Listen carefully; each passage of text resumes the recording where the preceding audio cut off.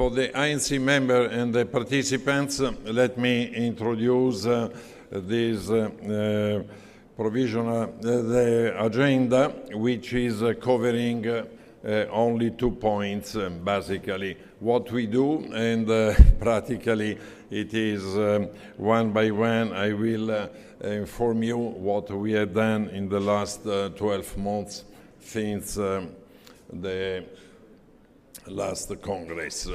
And then the new point and the innovative point that we have a very nice guest, Mr. Prakash Kalbavi, who will illustrate how the cashew industry in general is improving mechanizing. Now, on this point, from the scientific technical point, I would like to remind you that INC, it is like a rainbow. We start from the field and we go to the consumer table. Starting from the field, we are now paying more and more attention to the basic agriculture, the good agriculture practice. We are encouraging new variety, new species, and we are encouraging also worldwide new producing country. And the previous three working group of this morning, they were all going on the same direction. So practically, a part of our duty, which is the Codex Alimentarius, which we are following very strictly, and it is very important to be there, to sit in the right position as observer in order that we can support and regulate worldwide the activity of the authorities in terms of hygiene and healthy. And you can imagine, being the tree nuts and dry fruit very healthy products, we need to defend at any stage. So our activity has been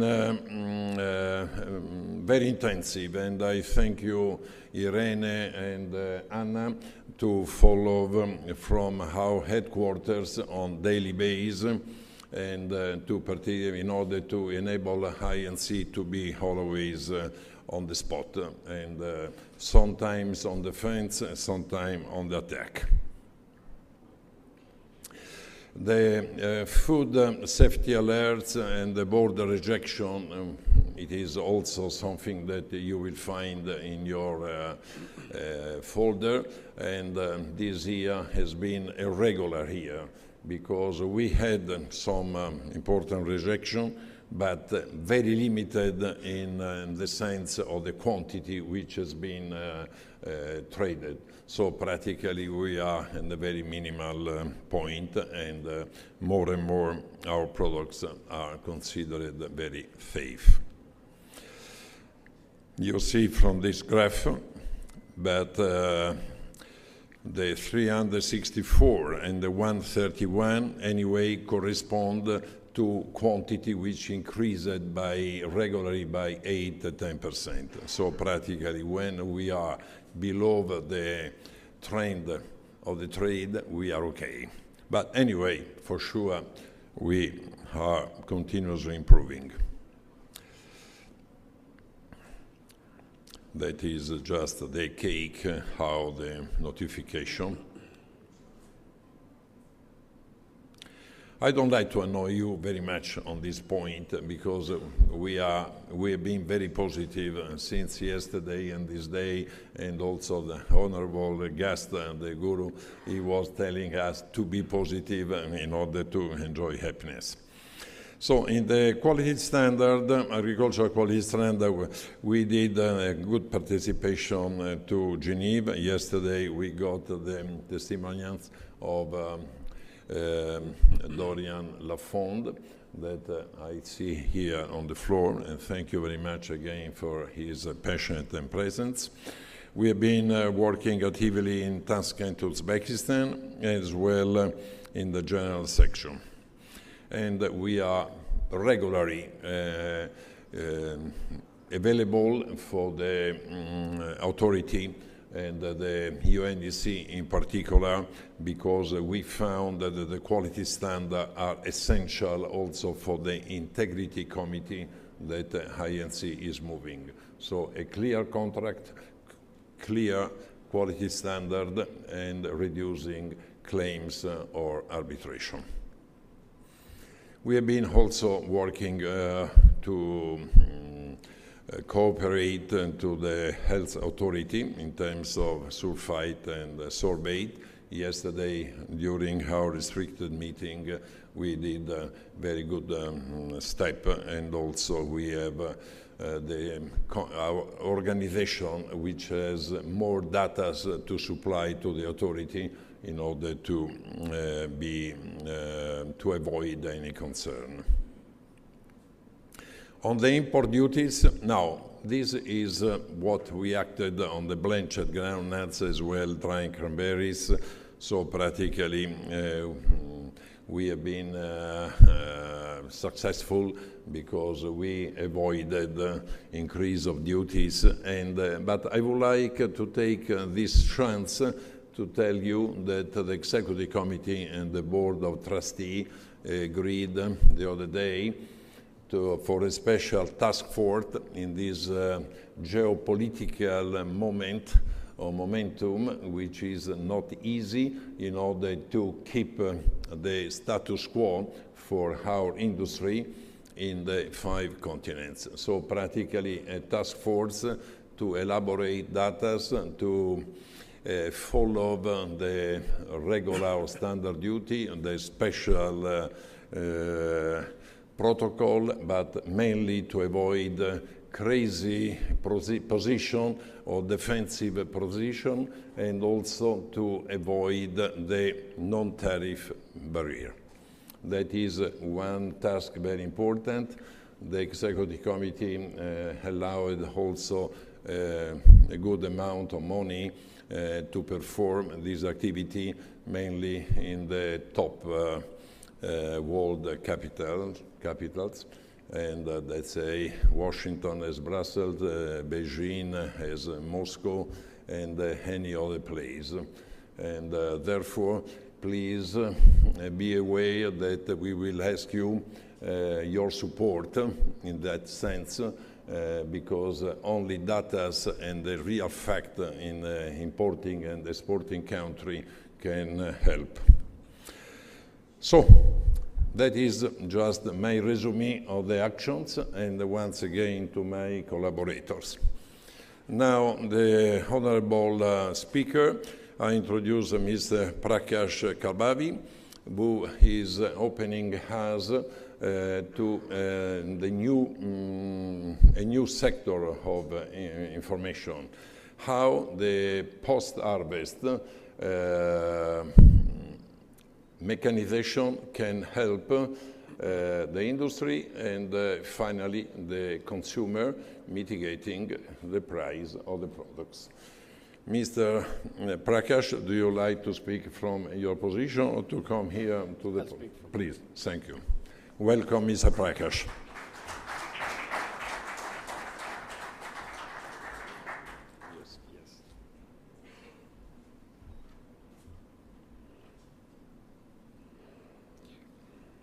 Good afternoon.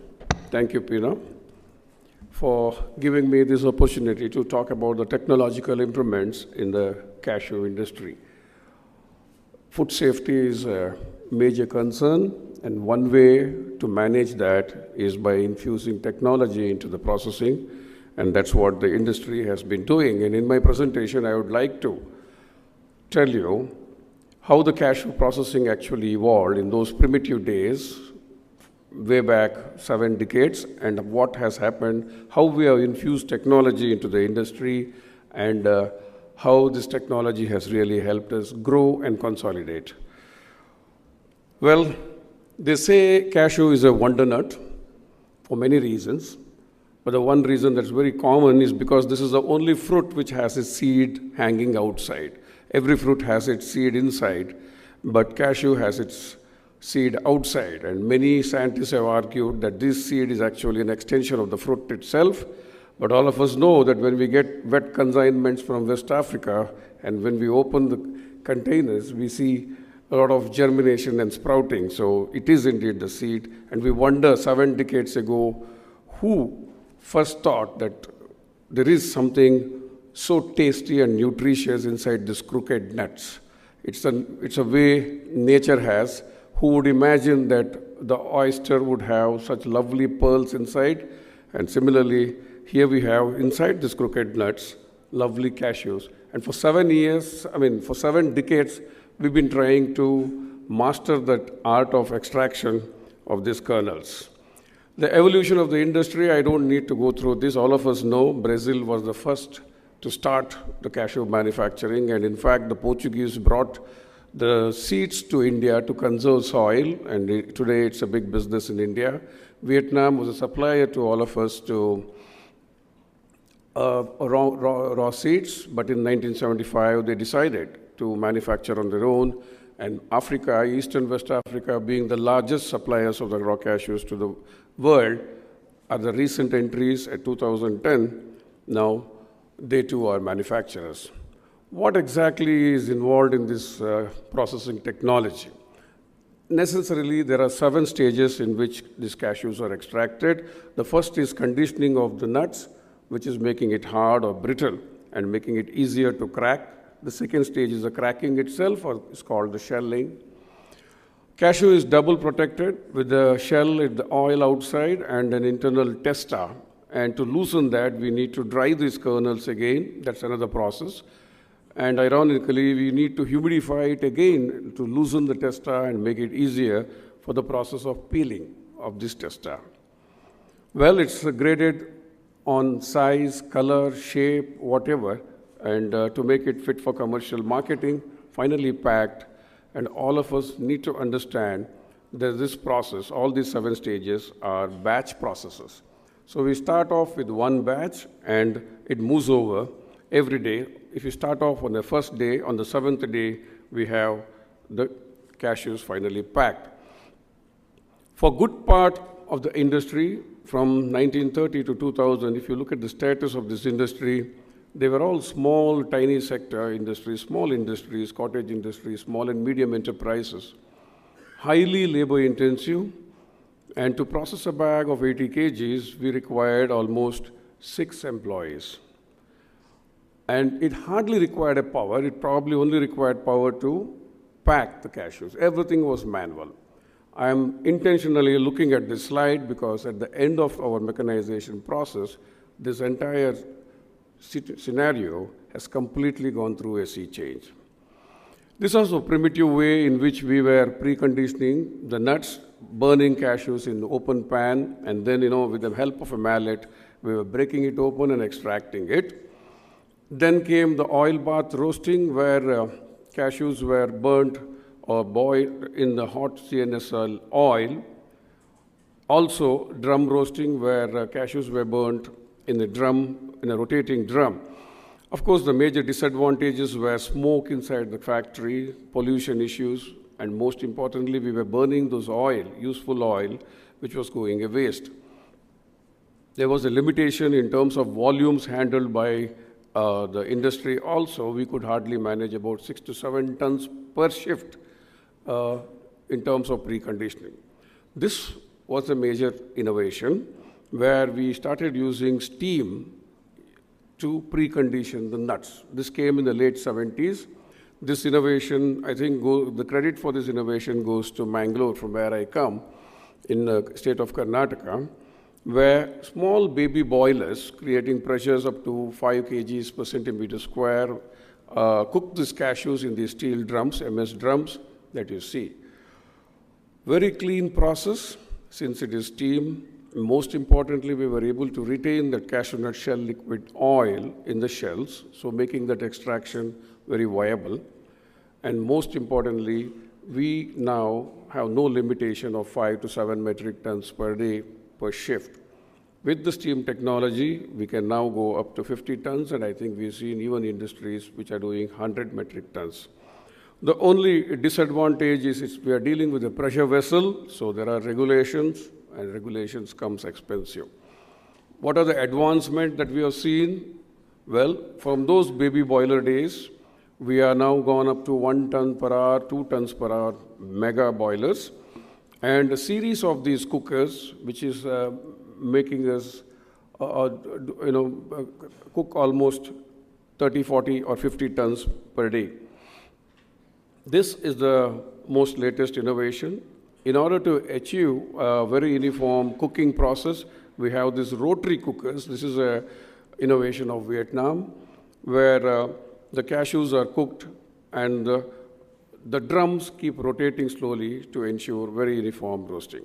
This is how you would see a preconditioning facility in a modern facility now, silos, cookings, and then calibrations, and more silos for calibrated grades. Well, when we innovated and got in steam, this is the first machine that was introduced to the industry. Again, this comes from a very simple mechanic from a small workshop, and he was called Venkappa. And he was the one who first invented this machine, a very simple machine. He was not an engineer, he was just a mechanic, and he is the one who actually first introduced this machine. I'm not referring to the Brazilian technology. Brazil, of course, were completely on a different technology. This is as far as India, Vietnam, and all the rest of the thing. So here, this is a simple hand and leg operated cracker with the jaws having the blades which takes the shape of a cashew. And this was able to take through productivity of an employee from 8 kgs to 14 kgs. So it gave them a lot more money, and the attrition stopped, and the industry went up almost 30–40% in terms of its processing capacity. When it comes to machines, all of us know Italy was the first. Ultramare was the one who innovated all the machines required for every process. I think he's somewhere here, Stefano. Well, these machines were excellent, well-engineered machines and working well in probably Brazil, but with India doing a lot in manual labor, these machines were perceived expensive compared to the manual labor. Now, this is how a peeling shed would look like, overcrowded, and this particular process of peeling of the testa required a large number of employees. To process a bag, we almost needed 3 women to do the job. So most of the industry used to require about 200 to 300 employees just to do this processing, and that's where they resorted to house peeling, giving those cashews to the employees to take home, and that was a major food safety issue because we don't know the conditions in the employee home. Mechanized peeling solved all those issues. It did 85% of the job, and that reduced the labor from 3 employees per bag to 0.25 per bag. So this was a huge success. This was the first success in terms of mechanization that the industry saw. And the machines handled 150 kgs to 300 kgs per hour, so you could go for multiple machines if you wanted a higher processing capacity. The only disadvantage is this is a pneumatic operation, and it required a compressor, which is almost 30 or 50 horsepower. So from where we were a non-power industry, we have started consuming power. The results were quite acceptable. The breakages were, in the manual process, about 6 to 7%. It was double in mechanized processing, 15 to 20%. But still, it was quite acceptable as a reduction in the number of labors gave us good viability. So this technology is absolutely accepted, very well accepted, and as on date, we haven't seen great change in this. This is the machines that I'm referring to. On the right side, you see these Ultramare machines, peeling machines. These have been modified by the Vietnam too. And on the right side, you see the Indian innovation, a simple machine that has been done, which is giving almost the same results as the other one, but it requires much less power. It requires hardly 30 horsepower. This is how, you have in a higher capacity, this is how a peeling shed would now look like. all machines. There's hardly any labor required anymore. The next innovation that came in was grading. This is again was completely handled manually, almost up to the year 2000. And we were doing almost 30 to 40 different grades for the domestic market and for the international markets, all visually, all manually. There were high-end color sorters even in those days. Satakes were there, Buller was there, but they were pretty expensive as compared to the manual processing itself, almost $50,000, $60,000. It was in the year 2000 when the industry was going through an attrition in this grading department that first monochromatic color sorter, a single camera color sorter, was introduced at a very low cost, $10,000. And the industry suddenly found that these were very useful, particularly to sort the pieces grids or the brokens. And slowly we started looking at the high ends of these color sorters. We got into bichromatic, which is now popularly called as the RGB models, which handles a higher throughput. Also, it gives much better sorting. Belt sorters were something that we thought we could never afford, but with the increased volume, with the increased processing capacity that every unit was looking at, 2010, we first introduced belt sorters that could handle 1 ton or 2 tons per hour.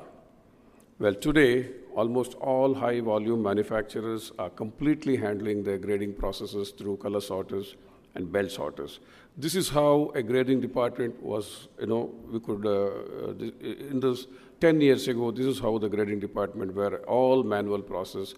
And these are the machines, the vertical channel sorters, the chute sorters, and the belt sorters that you're seeing.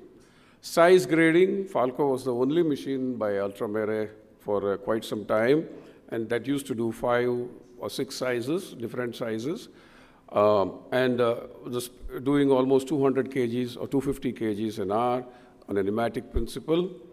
And this is an Indian solution, a technocrat from India. He developed this machine. This is a very interesting machine. This also handles almost 200 kgs. But here, instead of the belt, he used the tray, which has 6 cups. And each cup, there would be a cashew placed on it. And with the image processing principle, it would do color sorting and also size sorting. So this was a great innovation that came in recently, which helped most of the medium-sized to small factories manage their grading solutions. We need to take a look on what really needs to be done now in terms of technical, and probably Pino and the INC can start thinking about it. Is now labor, of course, is going to be an issue as far as the industry is concerned. And no machine is able to do grades which are AFI standards or the CPCI standards. So we really need now to look at adopting grades which the machine is making. So probably there needs to be a technical study as to how to do this, and even look at the grade specification, reducing probably the number of grades. We will no longer be able to manage the number of grades that we were handling so far with the machines, and even probably relook at the count grades that we are doing. We do not know why we in those days fixed W180s, 210s, 240s, 320s. Probably we need to look at counts, what the machines can deliver. Or the even better would be if you are able to grade on size, on mm. Why should it be on count? The machines can give us better if you are going to grade them on size, on MMs. No machines can replace the human brain, the eyes, and the nibble fingers. So the NLG issues, the next lower grade issues in the existing grades, and the adhering testa. Machines are not able to identify the small pink testa which adheres to the stomach of the cashews. So these are all issues where we need to see how the new standards in grades can do. One major challenge, why I'm insisting, is the ability of human hand to handle number of cashews.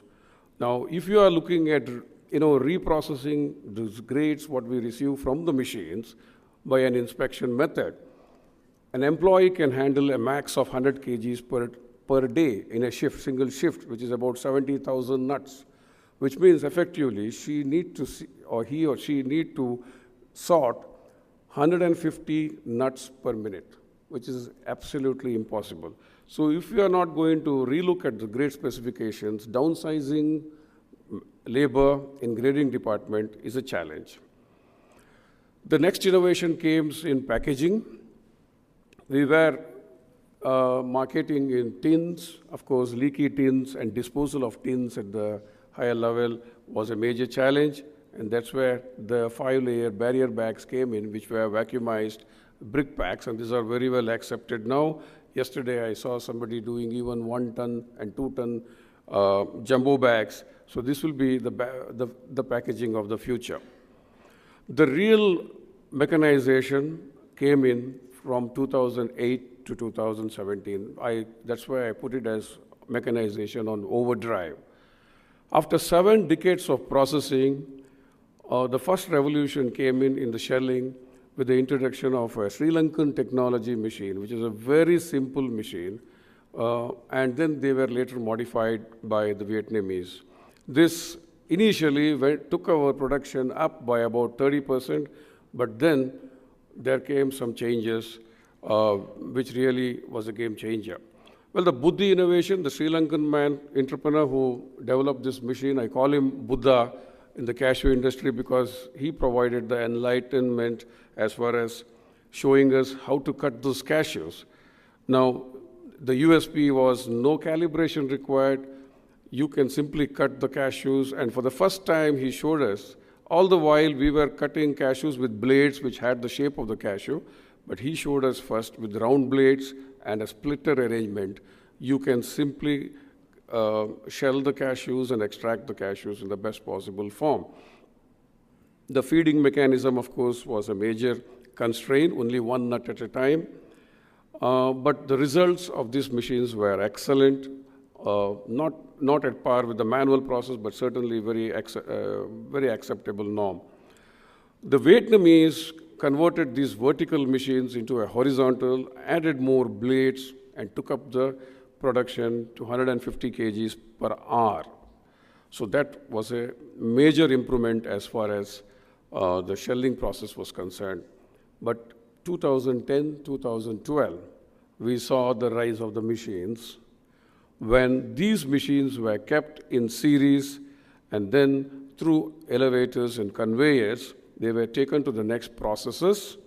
And finally, without much manual intervention, the entire process of shelling was managed. So literally, we moved from mechanization to a sort of automation. And here we have these automated shelling lines wherein those kernels cut are taken away by elevators and they were moved over to separators, which are necessarily stainless steel reverse rollers, which separate the loose popped out kernels, shells, necessarily what are cut, and something called as a TBS. TBS is the to be scooped. That's every cashew manufacturer understands this. Now, once these lines were in place, this is again an industry that you can see in Africa, set up by an Indian manufacturer. It looks like a train, all those machines connected in series, moving into the separator, completely automated processes. So what were the achievements here? A single line of machine now could do 500 to 800 kgs per hour.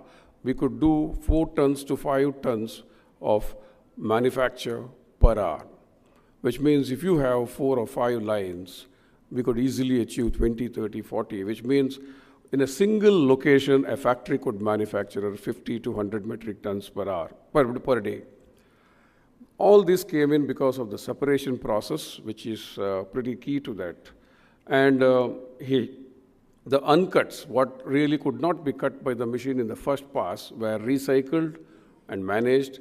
The to be scooped were passed through an impactor, and the pop-outs increased because of that. These are a little technical terms. Well, these highly automated lines reduced the labor drastically. Let me come to that figure later. And the results that came out were also quite acceptable, and the industry was happy with this. But the ultimate target that the industry is now working in terms of this performance of these automated lines, we want the breakages to be less than 5%. We want those uncuts in the first pass to come down to 5%. And we want those pop-outs, which means kernels completely separated from the shells, we want them to be 75%. If this happens, we could literally say that the cashew industry would be totally automated. There are concerns with these automations, which I think we carefully need to debate in order to ensure that you have a very minimum uncuts and you have those high accurate cutting process. We need to calibrate these cashews very well. Right now, we calibrate these nuts to 6 sizes. I think you do it 8 sizes, we would end up with much better results. A lot of contaminations, foreign matters that come on with the raw cashews, which needs to be cleaned. Otherwise, it would choke the machine or even damage the blades. So there are technologies which we need to evolve, we need to work on, which can clean this raw material and make it fit for these automated plants. Major concern, of course, is maintenance of the machines. 1 minute, almost, one blade would cut 45 to 50 nuts, and at every cut, we see oil oozing out of the nut. So you can imagine 10 blades in the machine, the quantity of oil that oozes out to the machine. So if you do not clean this and ensure that these machines are clean, kernels will certainly be contaminated with this oil, and that's a major concern that as far as food safety is concerned. Dealing with the unpeeled kernels, that's another issue from the peeling sections. Now, ability to run these machines efficiently. When you connect machines in series, one need to understand if all the machines are performing well. So you need to have good management system to ensure that every machine is performing to its max capacity and no blades are damaged, and that's very clean. The line management is absolutely important. We're very heavy on power now. We were hardly requiring power in the manual process, but we are now leaning heavily towards power, and therefore there is a much big need for us to be very energy efficient. We're also losing yield because with the cracking process, what we are seeing is the small cashews are mixing up with fragments of shells, and that separation is getting impossible. So here we are seeing in these automated lines losing out on almost 0.5 to 1% in terms of yield. But most importantly, in our greed to increase the processing capacity, in our eagerness to reach the higher capacity, I think we are losing sight on quality. So we need to focus on quality. This is where India was a little slow in terms of its automation and mechanization, because we hate to see losing out on value. And this is an area which needs a little more attention.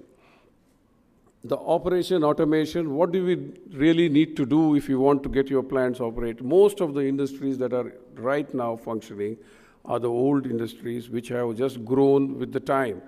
But if you need an industry to be completely automated, you need to start from the scratch and do it afresh, because the process flow is very important.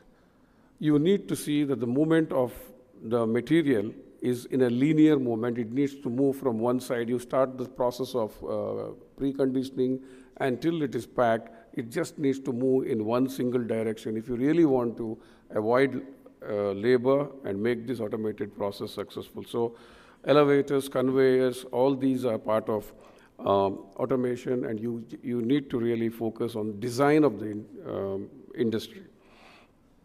Again, we are very heavy on power, so we need to look at cogeneration. We already have one of the major manufacturer, I think Rajkumar Impex, who's already done this successfully. So I think a lot of us need to emulate that. With the higher processing capacity, we need to generate our own power. And earlier, we hardly required any skill, but now, certainly, we need a lot of skill to manage this machine, and we need to have a professional approach in the manufacture. Investments were nothing. It was just manual labor, and now we are all talking of huge plants, huge machines, huge working capital. So we are now seeing an entry barrier as far as this industry is concerned. There were no entry barriers. Anybody could get into the cashew manufacturing, but now there is an investment entry barrier. Machines, you cannot afford to make them work only for one shift, 8 hours, so we really need to move forward to go into 3 shifts, and this is the only way. We need to recover the cost of the machines as quickly as possible because technology gets obsolete very quickly. And our ultimate goal, what we need to focus is from the batch process, we need to move now, think of, into continuous processing. So on one end, we start the process of preconditioning, and we must be able to get cashews on the other side. Automation, of course, there's no looking back, is inevitable. Now, when I said the layout, this is what I meant. So you have the ideal factory layout out here. The cashews need to move in one single direction. Well, let's look at the mechanization in a nutshell, if I am to put that. Right now, I think it's pretty good. It's really at its best because it's been able to reduce the employees per bag. We required 5 employees per bag. We've been able to bring it down to 0.5. So that's pretty good progress as far as automation is concerned. And it addresses the core issue that we could not scale up our production in a single location. So today, with these machines and automated lines, we are now able to increase whatever capacity you want in a single location. And because of the economy of scale in operation, higher volumes, we now can run it like a very good food industry. We can now have greater investment on food safety. And the impact, well, this is a major question. Are we doubling our capacity to process by 2020? Many of my friends and colleagues feel we are probably going to do it much quicker. Where are the nuts going to come from? So how are you going to manage that situation? This is a major question that we need to understand. And also, because of the automation, are we seeing a process of consolidation? The processing costs have come down so substantially that no longer the small manual processes are viable. So probably we are looking at small was beautiful all this while, but now there's a big question that's asked that, are small factories going to be unviable? Well, impact of technology, in phase 1, we reduced the processing cost from $600 to $200. These are approximate figures. And who are the beneficiaries? All the benefits were passed on to the farmers. I'll tell you why. The second phase, we managed to reduce the breakages from 45% to 25%. And who are the beneficiaries here? Once again, we passed on this benefit to the farmers. With these 2 major benefits to the farmers, we got the farmers interested in cashew cultivation. There's a huge expansion of area under cashew cultivation that's coming up now everywhere, Africa, India, everywhere. And probably in the next 6 to 7 years, we will see the cashew grow really going. And this chart will prove you that. 2007, the price of nuts were $721 approx. And today, 2016, it's more than doubled to $1,579. It's grown 7.3% CAGR. Every single origin, Tanzania has gone 6.8, Bissau has gone 8%. So every single origin, we've seen the price move only in one direction since the mechanization process started, which means all the benefits, cost benefits of an industry has been passed on to the farmer. If you look at the W320 prices, the cashew kernel prices, well, that's moved only 5% CAGR. Again, we've been able to give cashews at reasonably cheap price because of this process of mechanization. This is impact on costing, very interesting slide. This is, again, the data refers to Vietnam. On one side, you have the export statistics, and on the other, we have the import statistics. Well, if you look at the unit value of the import, and presume that the yields are 0.3%, 23% yield, you will actually get the cost of raw cashews. And you can see from this chart from $4,368 per ton of cashews. To manufacture a ton of cashews process, it's gone to 6,940, but the net processing cost and the margins have gone down from 2,271 to 1,255. We've been able to almost save 35 to 40 cents in terms of this mechanization, and that has actually gone to the consumers. That's been completely passed on to the consumers. So, well, buyers, if there are any here today, the plea is that we must ensure we have the price stability of over 4.5 for viable cashew cultivation. I'm looking at it from the farmer's perspective. We are growing at 10-15% year on year for the next, which means by 2025, we're going to process something like 7.5 million metric tons. The world is ready for this. Technological advancement will happen. There is no doubt. There is so much focus on technology right now, and the supply chain is also geared up. The question is, are you ready? Can we keep this party going? I would like to leave you with this slide. Technology is a very useful servant. This is a very interesting quote by Kristen Louise Lang. Technology is a useful servant, but a very dangerous master. It's not going to be, mechanization is not everyone's cup of tea. One really needs to understand the processes and master the technology. Otherwise, it's a very dangerous game. Thank you very much.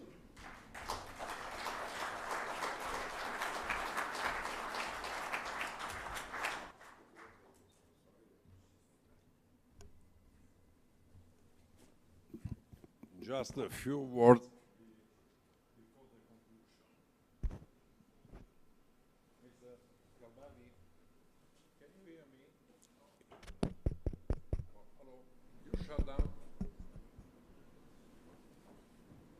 Oh, hello? Okay. Thank you very much, Mr. Khabavi.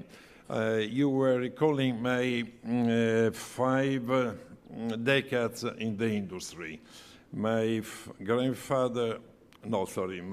uncle started the first mechanical shelling in the 1935 for hazelnuts, and they were breaking about 20% of hazelnuts.